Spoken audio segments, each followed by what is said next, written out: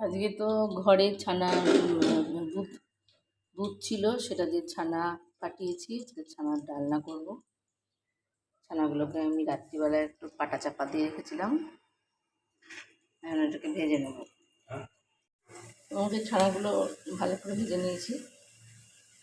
একটু আলু ভাজছি, এখন একটু নারকেল আর কাঁচা লঙ্কা পেস্ট করব আর দই দিব, দিয়ে আমি এটাকে বানাবো ডালনাটা। নারকেল আর কাঁচা লঙ্কার পেস্টটা আমি দিয়ে দিয়েছি, এখন একটু দই দিয়ে দেবো।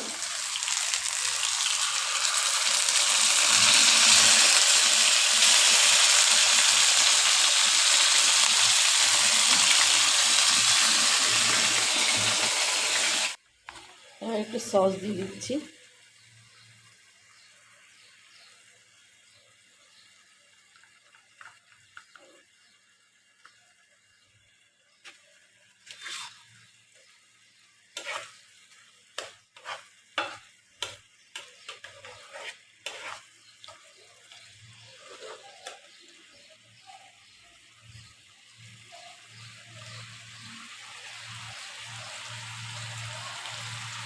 একটু জিরে ধনে ডাস্ট দিয়ে দিলাম অল্প করে,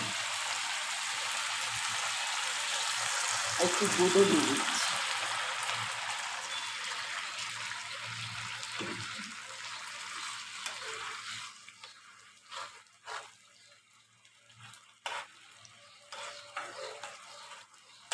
একটু কষে যাবে এটা, তারপরে আমি এবার এতে ওই মশলা কৌটো ধোয়া জলটা দিয়ে দেবো এর মধ্যে।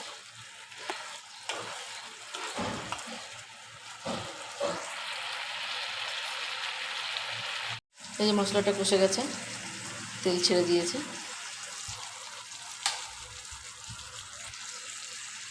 এবার আমি মশলার কৌটো ধোয়া জলটা দিয়ে দেবো।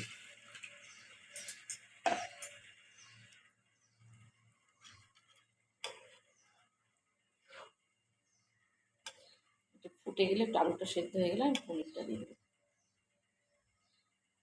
এই ছানাটা দিয়ে দেবো, ছানার ডালনাগুলো তারপরে দিয়ে দেবো। আলুটা একটু সিদ্ধ হয়ে যাক। দুটো কাঁচা লঙ্কা চিড়ে দিয়েছি আর এই ছানাগুলো সব দিয়ে দিয়েছি। এবার এটা ভালো করে ফুটে যাবে, ছানার ভিতরে মশলা নুন হলুদ সব ফুটে যাবে, দিয়ে আমি একটুখানি ধনে পাতা দিয়ে দেবো নামানোর আগে। তো গরম মশলা দেবো না, ধনে পাতা দেবো। আমার ছানার ডালনা তো হয়ে গেছে, এবার আমি একটু ধনে পাতা কুচি দিয়ে দিচ্ছি।